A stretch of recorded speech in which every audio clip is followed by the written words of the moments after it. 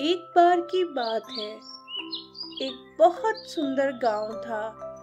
उसी गांव में एक घर शांता देवी का भी था, जो अपने बेटे सुंदरू के साथ रहती थी। शांता बहुत गरीब थी और जैसे तैसे कर अपना घर ही चला पाती थी। पर गरीब होने के बावजूद भी शांता ने अपने बेटे सुंदरू को स्कूल भेजना बंद नहीं किया। दूसरी ओर सुंदरू बहुत लायक और समझदार बच्चा था, जो स्कूल में मन लगाकर पढ़ाई करने के बाद अपने घर आकर अपनी माँ के काम में हाथ भी बटाया करता था। एक दिन सुंदरू स्कूल से वापस आकर उदास बैठा हुआ था। उसको उदास बैठा देख शांता ने कहा, क्या हुआ बेटा, आज तुम इतना उदास क्यों हो? माँ, मुझे कुछ कहना था। हाँ बेटा, बोलो ना, क्या बात है? माँ, स्कूल में बच्चे मैगी लेके आते हैं और मैं हमेशा रोटी और चटनी लेके ही जाता हूँ। सब लोग मुझे गरीब गरीब बोल के चिढ़ाते हैं। माँ, क्या आप मेरे लिए भी लंच में एक मैगी बना दोगी? बेटा, तुम्हें तो पता है मैं बहुत मुश्किल से घर चलाती हूँ और तुम्हारे स्कूल की फीस भरने के बाद हमारे पास पेट भर खाने के लिए भी पैसे नहीं बचते। ऐसे में मैं तुम्हारे लिए मैगी कहाँ से लाऊं? और बेटा, अगर कोई चिढ़ा रहा है तो उसको चिढ़ाने दो। तुम कह दिया करो, तुम्हारी मैगी से ज़्यादा स्वाद तो मेरी माँ के हाथ की चूल्हे वाली रोटी में है। और हाँ, कल मैं तुम्हारे लिए तुम्हारी पसंदीदा सब्जी बनाऊंगी। अब तुम अच्छे से पढ़ाई करो ताकि बड़े होकर तुम्हारी अच्छी सी नौकरी लग जाए। फिर तो हम जो मन करेगा वो खाया करेंगे और घूमने भी जाया करेंगे। माँ, लेकिन जब बच्चे मैगी खाते हैं तो मेरा भी मन करता है खाने को।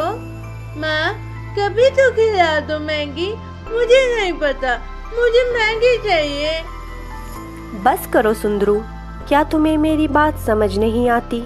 मेरे पास पैसे नहीं है और बिना पैसों के मैगी कहाँ से लाऊं? चुपचाप जाकर तुम पढ़ाई करो।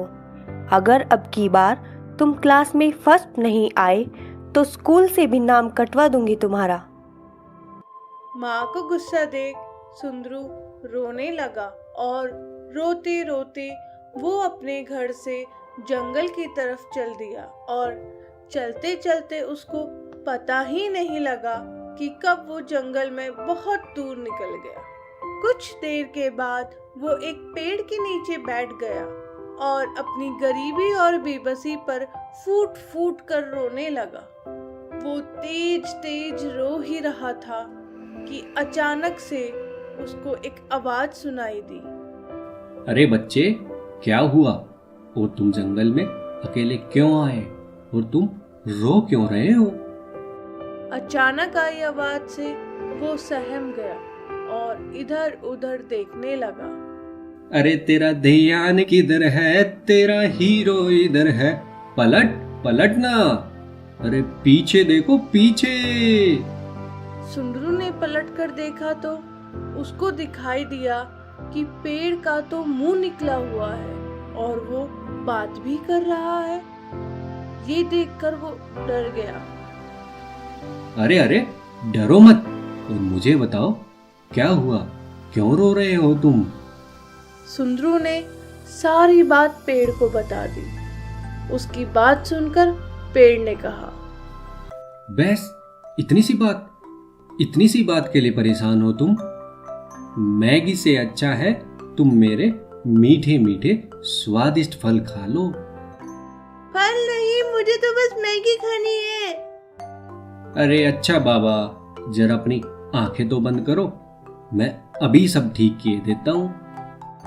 पेड़ की बात मानकर सुंदरू ने अपनी आंखें बंद कर ली। पीले पीले कपड़े हों जिसके और पक जाती वो झटपट। पीले पीले कपड़े हों जिसके और पक जाती वो झटपट। खाकर उसको सुंदरू खुशी से हो जाए लटपट, गिली गिली चू। और कुछ समय बाद सुंदरू ने अपनी आंखें खोली तो उसको पेड़ पर फलों की जगह बहुत सारी मैगी लगी हुई दिखाई दी। अरे वाह, इतनी सारी मैगी, इतनी सारी मैगी तो मैंने कभी नहीं देखी। लेकिन अब मैं इनको तोड़ूं कैसे? मुझे तो पेड़ में चढ़ना भी नहीं आता। अच्छा, एक और समस्या। चलो फिर से आंखें बंद करो, मैं इसे अभी ठीक किए देता हूँ।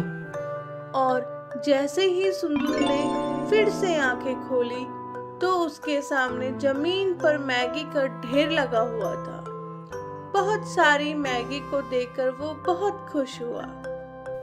ले जाओ बेटा, अब तुम्हें जितनी मैगी चाहिए तुम ले जाओ, तुम भी खाओ और अपनी माँ को भी खिलाओ।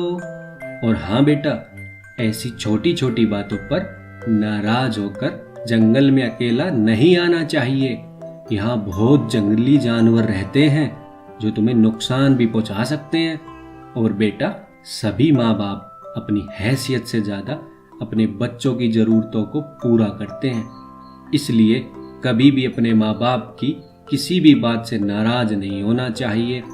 अब जल्दी से घर जाओ और घर जाकर अपनी माँ को सॉरी बोलना।